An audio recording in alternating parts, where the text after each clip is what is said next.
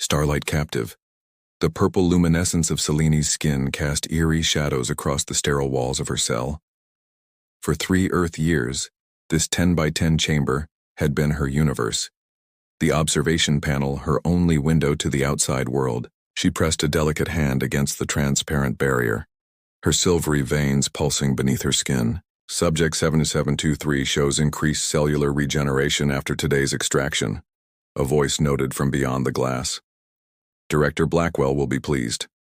Selene sank back onto her cot, exhaustion weighing on her slender frame. She was not what these humans called her, a subject, a specimen, a miracle of genetic evolution. On her homeworld of Thalassia, she had been a healer, her bloodline revered for its regenerative properties. Now, that same gift had become her prison. Helix Dynamics had detected her crashed escape pod in the northern wilderness. Instead of the asylum she sought, they offered a cage and endless needles that drew the shimmering lavender fluid from her veins, the substance that could potentially cure any human disease. The cellular decay reversal is beyond anything we've seen, the same clinical voice continued. If we can synthesize it, you can't, Selene whispered, though she knew they couldn't hear her. Her blood lost its properties within minutes of leaving her body. The corporation's attempts to replicate it had failed for years, yet they persisted, keeping her alive but barely living. That night, as the facility's lights dimmed to their night cycle, low, Selene closed her eyes and reached out with her consciousness, a talent her captors remained unaware of. Her mind slipped through the walls, searching for any change in the patterns of this place. Tonight, something felt different. A new presence had entered the compound. Dominic Reed adjusted the collar of his security uniform, keeping his face angled away from the surveillance cameras. Infiltrating Helix Dynamics' Blackwater facility had been surprisingly easy for a supposedly top-secret installation. A forged identity card, a manufactured background as a transfer from their eastern complex, and suddenly he was inside. New. Guys always get the night shift, a passing guard commented with a smirk. Dominic offered a rehearsed look of resignation. Lucky me. He'd been hired by an anonymous client who knew too much about his dishonorable discharge from special operations. The job was simple on paper. Extract a valuable asset from the facility and deliver it to coordinates that would be provided upon confirmation of acquisition. The pay was enough to disappear permanently, something Dominic had dreamed of since the Jakarta mission went sideways. At precisely 0200 hours, he made his move. The guard rotation left a 40-second window in the surveillance coverage of the eastern corridor. Dominic slipped through, using the security credentials he'd cloned earlier to access the restricted elevator. Level Sub-6 was eerily quiet. The air carried a clinical scent mixed with something unfamiliar, sweet and electric, like ozone after a lightning strike. He followed the facility schematics memorized from his briefing, navigating toward the high-security containment area. When he reached the final door. The biometric scanner gave him pause. This hadn't been in the briefing. Dominic reached for the small device in his pocket, a neural disruptor that would temporarily blind the security system, when the door unexpectedly slid open. Standing before him was a slender woman with skin, the color of twilight and eyes like luminous sapphires. Her white institutional clothing did little to hide the graceful curves of her body, and a faint glow seemed to emanate from beneath her skin. "You are not one of them," she said, her voice carrying a musical quality that made the hairs on his neck stand up. Dominic's hand instinctively moved to his concealed weapon. "Who are you?" "I am Selene of House Lumina, last daughter of Thalassia." Her eyes held his with unsettling intensity. "And you have been sent to collect me, though you do not yet understand why." He stared, momentarily frozen by the impossibility before him. This was no ordinary corporate asset. This was... "You're not human," he whispered. A sad smile touched her lips. "Neither are you anymore. Not after what they did to you in Jakarta." The mention of Jakarta, a classified operation known to only a handful of people, sent ice through his veins. "How could you possibly—" "I touched your mind when you entered the building," she replied simply. I have been waiting for someone like you, Dominic Reed. Someone with nothing left to lose. The facility alarm began to wail, bathing the corridor in pulsing red light. We have approximately 3 minutes before security protocols lock down this level, Selene said calmly. Will you complete your mission, or would you prefer to learn why your anonymous employer is willing to pay so much for my blood? Dominic made his decision. Stay close to me, he said, drawing his weapon. And for both our sakes, I hope you can run. Echoes of trust. The facility's emergency lights bathed the corridor in crimson as Dominic led Selene through the labyrinthine complex. His military training took over. Assess, adapt, execute. Each intersection required split-second decisions as the facility's security protocols activated around them. 2 guards approaching from the south corridor, Selene whispered, her eyes unfocused as though perceiving something beyond physical sight. Dominic glanced at her with suspicion. How do you... Their minds broadcast fear and determination. It echoes. She touched her temple delicately. We must take the maintenance shaft, 3rd panel to your right. Against his better judgment, Dominic followed her direction, locating a service panel that wasn't on any schematic he'd memorized. It slid open at his touch, revealing a narrow passage barely wide enough for his shoulders. You first, he instructed, keeping his weapon trained on the corridor behind them. Selene slipped into the darkness with fluid grace. Dominic followed, pulling the panel closed just as boots thundered past their position. The shaft descended at a steep angle, forcing them to brace against the walls as they made their way down. My extraction plan's compromised, Dominic muttered. We need to reach sublevel 9. There's an emergency evacuation tunnel designed for the facility's executives. We cannot go that way, Selene replied, her skin providing just enough illumination to navigate the darkness. Director Blackwell has stationed her personal security detail there. They are not entirely human. Dominic's jaw tightened. What? Do you mean not entirely human? Helix has been experimenting with my blood long before I arrived. The results were inconsistent. A shadow crossed her luminous features. Some subjects gained enhanced abilities. Others became something else entirely. The implication sent a chill through Dominic. His anonymous employer had mentioned nothing about human experimentation or enhanced security forces. This was far beyond a simple corporate espionage job. They emerged from the shaft into a vast underground chamber filled with rows of cylindrical tanks. Each contained a floating humanoid figure connected to a web of tubes and wires. The liquid within glowed, with the same purple hue as Selene's skin. What is this place? Dominic whispered, horrified. Selene approached one of the tanks, placing her palm against the glass. Failed attempts at replication. My blood carries the essence of my people, our healing abilities, our connection to the cosmic energy that flows through the universe. They believe they can distill it, weaponize it. And can they? Her eyes met his, filled with ancient sorrow. Not without destroying what makes it precious. These poor souls were injected with concentrated extracts. Their bodies could not contain the energy. A security panel near the far exit flashed, indicating an imminent lockdown. Dominic moved quickly, applying the neural disruptor to the system. The device hummed, temporarily freezing the security protocols. We have 2 minutes, he said, already scanning for their next move. Wait. Selene moved to a central control station. Her fingers danced across the interface with surprising familiarity. I cannot leave them like this.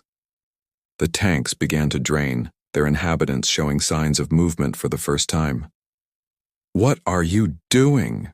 Dominic hissed, grabbing her arm. We don't have time for a rescue operation. I'm not rescuing them, she replied, her voice heavy. I'm releasing them from suffering. The process will trigger cellular breakdown, a peaceful end rather than endless experimentation. Dominic watched as the figures in the tanks began to dissolve into particles of light, their expressions shifting from pain to something resembling peace. It was beautiful and terrible simultaneously. A security door burst open at the far end of the chamber. Director Josephine Blackwell entered, flanked by two guards whose eyes glowed with an unnatural purple light. "Extraordinary, isn't she?" Blackwell called out, her voice echoing across the chamber. 3 years of study, and we've barely scratched the surface of what her kind can do. Dominic positioned himself between Celine and the newcomers, weapon raised. "That's close enough." Blackwell smiled coldly. "Mr. Reed, your military record suggested you were smarter than this. Do you have any idea what you're stealing? The medical applications alone could save billions of lives. Or create super soldiers," Dominic countered. "I've seen enough to know this isn't humanitarian research." The director's expression hardened. "Progress requires sacrifice. Subject 7723 understands this better than most. Her entire civilization sacrificed themselves to contain the very power we're now harnessing." Celine stiffened beside him. "You know about the convergence? We've translated enough of your ship's database to understand the basics. Your people were gatekeepers, weren't they? Containing a cosmic force that threatened to destabilize reality itself." Blackwell took another step forward. "And now you're the last one, carrying the key in your very cells." Dominic noticed Celine's expression change, a flash of fear quickly masked by determination.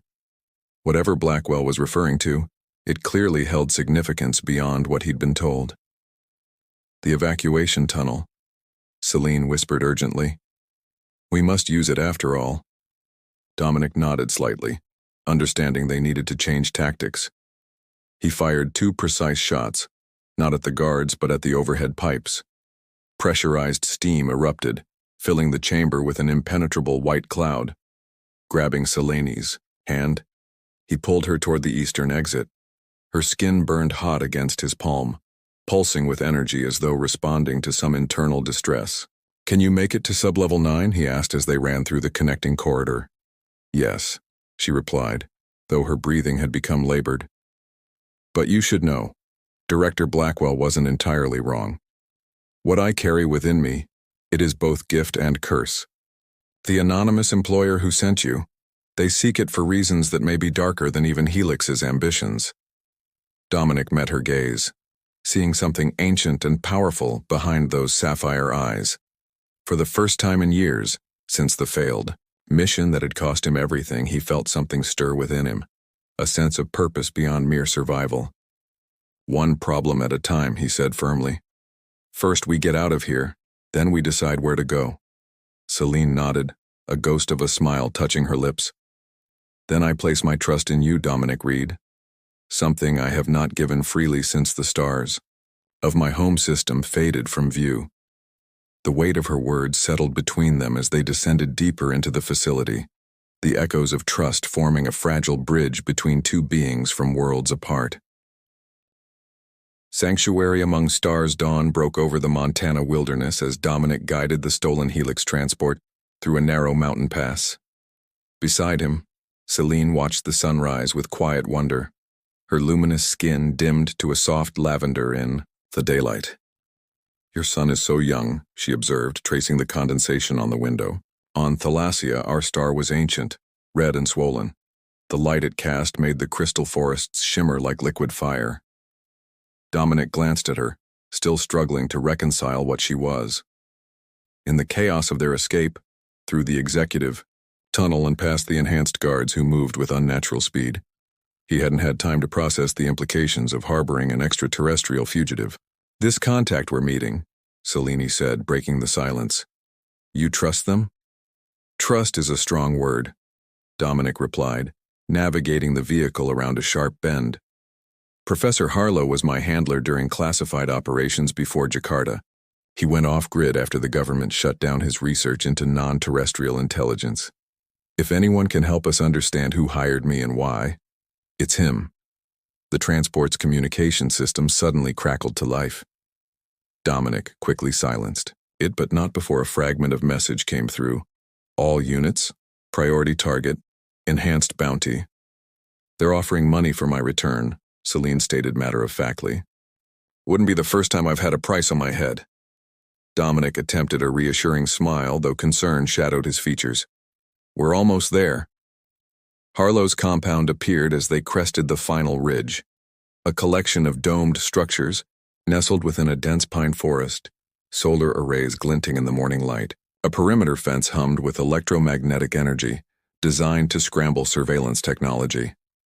As they approached the main gate, a gruff voice came over the intercom. Identification? Jakarta 7-1. 9, Dominic responded. The Falcon has returned to roost. A pause then. Damn it, Reed, I thought you were dead. The gate slid open, revealing a bearded man in his 60s, a shotgun cradled casually in his arms. Professor Harlow's weathered face broke into a reluctant smile as Dominic stepped from the vehicle. Still getting yourself into trouble, I see, Harlow remarked, before his gaze shifted to Celine as she emerged. The shotgun immediately raised. What in God's name? She's with me, Dominic said quickly, stepping between them. And she's the reason we need your help. Harlow's eyes never left Celine. You've brought one of them here? Are you insane? One of them, Dominic repeated, confusion evident. Please, Celine spoke softly. I mean no harm. I seek sanctuary, nothing more. Something in her voice seemed to reach the professor. Slowly, he lowered his weapon. Inside, now, before the satellites. Pick up your heat signatures. The interior of the main dome was a chaotic blend of advanced technology and rustic furnishings. Screens displayed data streams and astronomical charts alongside bookshelves filled with ancient texts. Harlow secured the entrance before turning, to face them. You have no idea what you've gotten yourself into, Reed, he said gravely. I've been tracking unusual energy signatures for months, quantum disturbances consistent with interstellar travel. 3 days ago, every monitoring station I've hacked into registered a massive surge in activity around the Helix facility. That would be when they attempted the synthesis, Celine explained, examining a star chart with recognition in her eyes. They believed they had finally isolated the regenerative properties of my blood. Instead, they triggered a beacon. A beacon? Dominic questioned. Harlow moved to a computer terminal bringing up satellite imagery. Whatever they did sent a signal, and something answered. He pointed to a blurred object in high orbit. This appeared 12 hours ago. It's using some kind of cloaking technology, but its gravitational footprint suggests a vessel approximately 2 kilometers in length. Dominic felt his world tilt. A ship? You're saying there are more like her out there? Not like me, Celine said quietly. The ones who follow the beacon are the reason my people became gatekeepers. We called them the Void Harvesters, entities that consume evolutionary potential from developing worlds. Harlow nodded grimly. Your anonymous employer contacted me 6 months ago, asking questions about theoretical xenobiology. I should have realized they were planning something like this. You know who hired me? Dominic demanded. The Prometheus Consortium. They're a shadow organization composed of former military intelligence and corporate interests. They've been searching for proof of non-terrestrial life for decades. Harlow's expression darkened. Not for scientific advancement, for weaponization. Celine moved to the window, gazing skyward. The beacon was embedded in my genetic code, a failsafe. If my blood was ever synthesized incorrectly, it would alert my people's ancient enemies to a vulnerable world. So Helix accidentally sent up a flare, Dominic summarized. And now we have hostiles in orbit. Perfect. There is a way to deactivate the beacon, Celine said, turning to face them. But it requires access to the original synthesis chamber. We must return to the facility. Harlow laughed bitterly. You barely escaped with your lives and now you want to walk back in? Helix will have tripled security. We don't have a choice, Dominic replied. If these void harvesters are as dangerous as Celine says, they are worse than you can imagine, she interrupted, her voice hollow. They do not simply destroy. They twist evolutionary paths, corrupting worlds from within. My people sacrificed themselves to contain them in a dimensional prison. I am the last keeper of the seal. A heavy silence fell over the room. Dominic studied Celine, seeing her in a new light, not just as a fugitive or scientific curiosity, but as a guardian bearing an impossible burden. "There's something else you should know," Harlow said, breaking the silence. "The neural implant you received after Jakarta? The one that was supposed to regulate your traumatic stress response? Prometheus designed it. They've been monitoring you, possibly influencing your decisions." Dominic's hand instinctively went to the small scar behind his ear. "You're saying I've been compromised? That they manipulated me into taking this job?" "It's likely," Harlow confirmed. "But there's good news. Being this close to her," he nodded toward Celine, "is probably disrupting the implant's functionality. Her bioelectric field is unlike anything on Earth." Celine approached Dominic, her luminous eyes filled with compassion. "May I?" she asked, raising her hand toward his temple. After a moment's hesitation, he nodded. Her touch was cool against his skin, a gentle current flowing from her fingertips. Dominic gasped as memories cascaded through his mind. Jakarta, the failed mission, the hospital aftermath. But clearer now, unfiltered by the implant's subtle manipulations. "The neural pathways are damaged," Celine said softly, "but healing. Your mind is your own again." When she withdrew her hand, Dominic felt lighter somehow, as though a veil had been lifted. The constant background hum of anxiety that had plagued him since Jakarta had quieted. "Thank you," he whispered. Harlow cleared his throat. "Touching as this is, we have more immediate problems. Helix security drones have been sweeping the region. It won't be long before they find us." A proximity alarm suddenly blared through the compound. Harlow rushed to the security monitor. "Too late. We have company." On the screen, 3 black helicopters approached from the south, each bearing the Helix Dynamics logo. Behind them, a larger aircraft followed, sleek and experimental in design. "Director Blackwell," Celine identified the craft. "She comes personally." Dominic checked his weapon. "Harlow, tell me you have an escape plan." The professor smiled grimly. "Oh, I have something better than that." He pressed a sequence on his terminal, causing a section of the floor to retract, revealing a descending staircase. "I have a ship of my own." As they hurried down the stairs, Dominic reached for Selena's hand, surprised by how natural the gesture felt. Her fingers intertwined with his, a silent acknowledgement of the trust growing between them. 2 fugitives from different worlds, bound by forces greater than themselves. Above them, the first sounds of the assault began, but Dominic felt an unfamiliar sensation blooming in his chest as they descended into Harlow's secret hangar. For the first time since Jakarta, he felt purpose beyond survival. And for the first time in his life, he felt the stirring of something that might, if given time, become love. Crimson Alliance Professor Harlow's ship turned out to be a retrofitted military prototype, a sleek hypersonic craft with experimental stealth technology.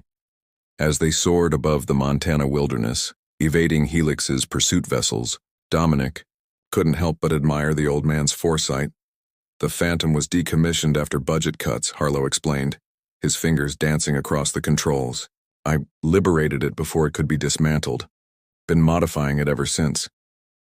Celine stood transfixed by the viewport, watching clouds part before them. "Where are we going?" "The only place with enough resources to help us," Harlow replied, grimly. "The Resistance." The Resistance, as Dominic soon discovered, was no ragtag band of rebels, but a sophisticated network of scientists, former intelligence operatives, and corporate whistleblowers. Their headquarters, a repurposed deep-sea research platform in international waters, bristled with advanced technology and security measures. Commander Olivia Frost greeted them on the landing pad, her weathered face betraying no emotion as she assessed Celine. So the rumors were true. Helix found something not of this world. "Commander," Harlow nodded respectfully, "we need your help. The situation is worse than we imagined." Inside the command center, they briefed Frost and her lieutenants. The revelation of the void harvesters and the activated beacon sent ripples of concern through the assembled leaders. "If what you're saying is true," Frost said, studying the orbital anomaly on their scanners, We have days, perhaps hours, before they begin their harvest. The beacon must be deactivated, Celine insisted. I can rewrite the genetic code, but only with access to the original synthesis chamber at Helix. Frost's expression hardened. You're asking us to assault one of the most secure facilities on the planet. Yes, Dominic stated simply, because the alternative is watching your world die. After intense debate, a plan formed. The resistance would create a diversion at Helix's public headquarters, while a small team infiltrated the research facility through an underwater access point. Dominic, Celine, and a squad of Frost's best operatives would make the insertion. As they prepared, Dominic found Celine alone on an observation deck, gazing at the stars. Having second thoughts? He asked quietly. She turned, the reflection of Earth's oceans shimmering in her eyes. Your world is beautiful, Dominic. So full of life and potential. My people would have cherished it. He moved closer, drawn to her presence. Tell me about them, your people. We were watchers and healers, she said softly. Our civilization spanned millions of years. We saw galaxies born and die. And then we discovered the void between realities and the entities that dwelled there. Her voice faltered. We thought we could study them safely. We were wrong. Dominic gently took her hand, no longer startled by the warm current that passed between them. We'll stop them, I promise. Their moment was interrupted by an alarm. Commander Frost's voice echoed through the facility. All personnel to battle stations. We've been compromised. Rushing to the command center, they found chaos. Security feeds showed Helix forces converging on the platform from all directions. How did they find us? Harlow demanded. Lieutenant Wexler, Frost's second-in-command, stepped forward with a pistol drawn. I told them, he admitted coldly, the weapon aimed at Celine. The Prometheus Consortium pays better than your idealism, Commander. The betrayal unfolded in seconds. Wexler signaling to planted agents throughout the facility, security systems failing, and Helix troops breaching the outer defenses. Prometheus doesn't understand what they're dealing with, Dominic argued, positioning himself protectively near Celine. They think they can control the harvesters, use them somehow? Control, study, weaponize, Wexler shrugged. Above my pay grade. I just deliver the alien. What happened next occurred so quickly that later, Dominic would struggle to reconstruct. The sequence. Celine's skin flared with brilliant light. Wexler fired. Dominic lunged. Pain exploded in his shoulder as the bullet intended for Celine found him instead. Commander Frost seized the moment of confusion, disarming Wexler with practiced efficiency. Alarms continued to blare as Helix forces pushed deeper into the facility. The Phantom, Harlow shouted over the chaos, it's our only chance. As Frost's loyal forces engaged the infiltrators, Dominic felt Celine's healing touch on his wound, the bullet pushing itself out as tissues knit together under her glowing fingertips. Why? She whispered, her eyes questioning his sacrifice. Dominic's answer was instinctive and true, because some things are worth protecting. They fought their way to the landing bay, Helix troops falling before resistance defenders. As they reached the Phantom, Director Blackwell's voice echoed through the facility's communication system. Professor Harlow, Mr. Reed, this is futile. The Prometheus Consortium has already begun communication with the orbital vessel. A new era for humanity is dawning. They're insane, Harlow muttered, initiating the Phantom's launch sequence. They can't communicate with those things. Celine's expression grew distant. They can.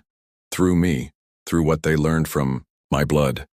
They're offering Earth as a feeding ground in exchange for technological advancement.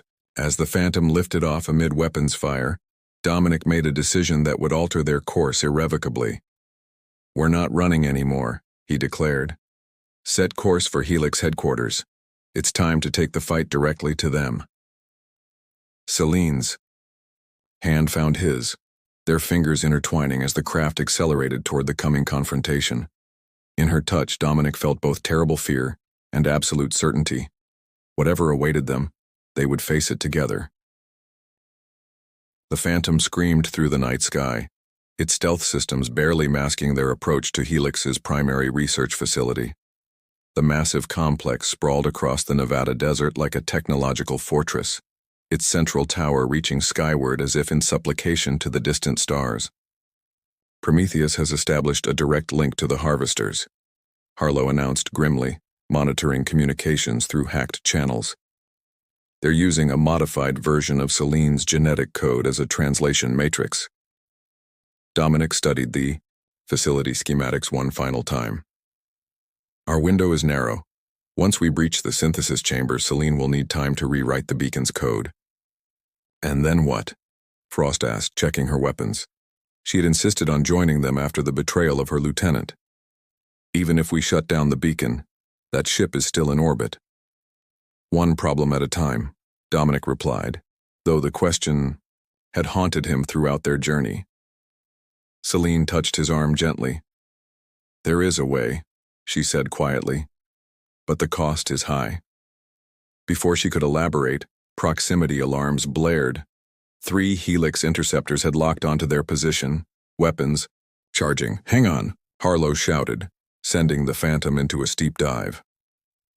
What followed was a desperate aerial dance, Harlow's piloting skills versus Helix's advanced targeting systems. They evaded the first volley, but a glancing hit sent them spiraling toward the desert floor. Harlow managed to level out just enough to make a rough landing 2 miles from the facility. So much for a subtle approach, Frost muttered, extracting herself from the wreckage. They trekked across the moonlit desert, the facility's lights growing brighter with each step. Overhead, the stars seemed dimmer than usual, a shadow moving across the heavens that only Selene could truly perceive. They're preparing, she whispered. The harvest cycle begins with atmospheric alteration. At the perimeter fence, they encountered their first resistance, security drones equipped with facial recognition. Frost made quick work of them with an electromagnetic pulse device, but the silent alarm had already been triggered. We need to split up, Dominic decided.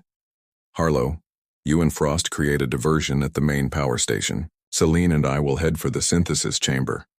As they parted ways, Harlow gripped Dominic's shoulder. In case we don't meet again, it was an honor serving with you, son. Inside the facility, chaos erupted as Harlow's diversion took effect. A cascading power failure that triggered emergency protocols. Dominic and Selene navigated the darkened corridors, avoiding security teams responding to the crisis. The synthesis chamber lay at the heart of the complex, a vast circular room dominated by a central pillar of pulsing machinery. Director Blackwell stood before it, alongside a distinguished man Dominic recognized from military briefings, General Harold Vance, the hidden face of the Prometheus Consortium. Reed, Vance acknowledged without surprise. I had hoped the implant would keep you compliant longer. You're communicating with the Harvesters, Dominic stated, weapon raised. You have no idea what you're doing. Blackwell smiled coldly. On the contrary, we're negotiating the greatest technological exchange in human history. They've already provided theoretical frameworks beyond our most advanced physics. In exchange for what? Dominic demanded, though he already knew the answer. Evolutionary potential, Selene answered, her voice heavy. They will not destroy your world, merely redirect its biological development.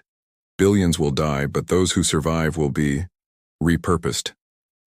Vance shrugged. Evolution has always involved sacrifice. Humanity will transcend its limitations. Not like this, Dominic countered. Moving toward the central console, security forces poured into the chamber surrounding them. But before they could fire, the building shuddered violently. Above them, the ceiling began to crack, dust raining down as a deafening hum penetrated the structure. They're here, Selene whispered, her skin glowing brighter than Dominic had ever seen. Through the fracturing ceiling, a beam of dark energy pierced the chamber, connecting directly to the synthesis apparatus. The machinery began to transform, reshaping itself into an alien configuration. The transcendence begins, Blackwell exclaimed, rapturous. Dominic acted instinctively, firing at the control systems, but his shots passed harmlessly through the transformed technology.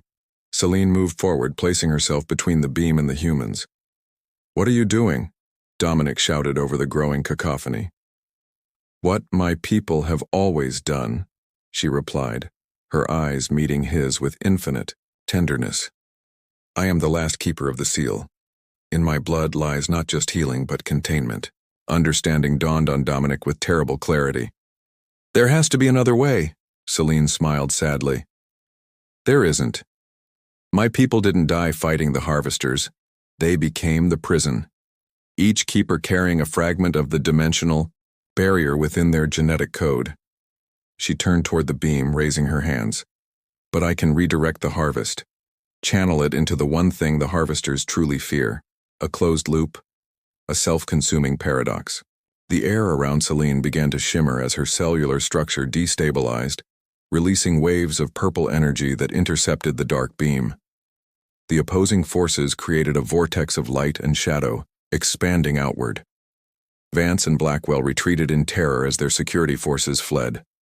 Only Dominic remained, reaching desperately for Celine even as the energy surrounding her became impenetrable. "Go," she commanded, her voice somehow everywhere at once. "The reaction will collapse this facility."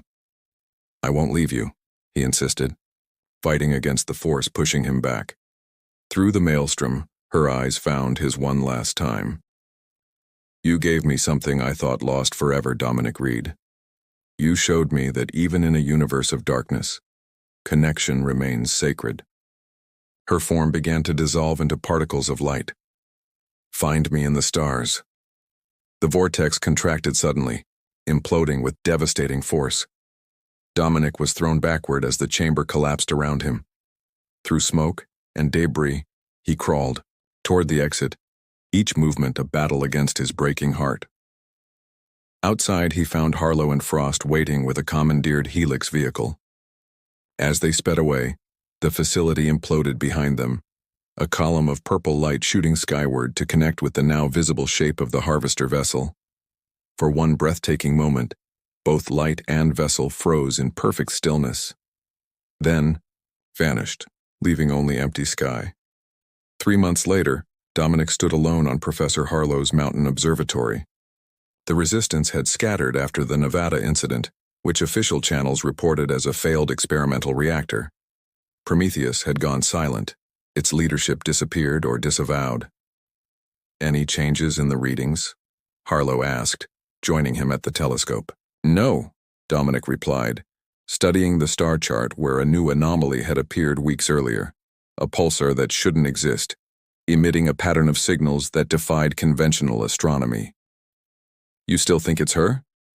Dominic traced the constellation with his finger. "Celine said her people became the prison. What if that prison is transformation instead of containment? What if she's becoming something new out there?" Harlow placed a fatherly hand on his shoulder. "The universe is vast and strange, son. I wouldn't rule anything out." As night deepened around them, Dominic continued his vigil. The pulsar's light pulsed in a pattern he had come to recognize, not random, but rhythmic, like a heartbeat, like a promise. Somewhere beyond the horizon of human understanding, something waited. And Dominic Reed, once a man with nothing left to lose, now had a reason to hope, a reason to search the stars for traces of purple light and the echo of a love that transcended worlds.